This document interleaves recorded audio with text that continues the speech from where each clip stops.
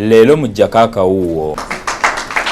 And allow me usher you in to this chair with your guidance. Tugenda kutandikira ku ebyo bibabadde bakola. Si kyangu nnyo kukyusa bintu bibadde bikolebwa mu myaka 3.5 okulowooza nti tugenda bikyusa mu mwaka ogumu ogusigaddeyo ekisanja kiggweko. Tugenda kukola ebyo byaleseewo nga tebinnagguka n'okunyweza ebyo ebituukiddwako. Lelo mu Jakaka Uwo. Omusajja wuyo abadde agenda okusaddaaka omwana gwe abadde agenda okusaddaaka wuyo alina n'ekiwundu mu ngalo ekiraga obujulizi oba obukakafu nti omwana abadde omusajja adde agenda kusaddaaka mwana. Agamba aguddeyo leka ku makya kubanga nze mbadde muleseewo nga ngenze kulima kubanga ono abitalima ennaku zino zonna mulwadde mbadde muleka waka. Lelo mu Jakaka Uwo.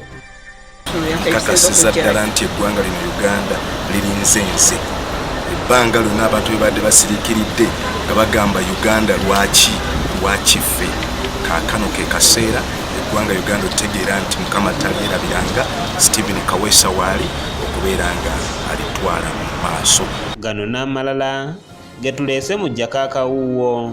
Ekitundu ekibadde kimanyiddwa nnyo mu bubbi naye tugezezzaako nnyo olaba nti no obubbi tukola ki tubugoba.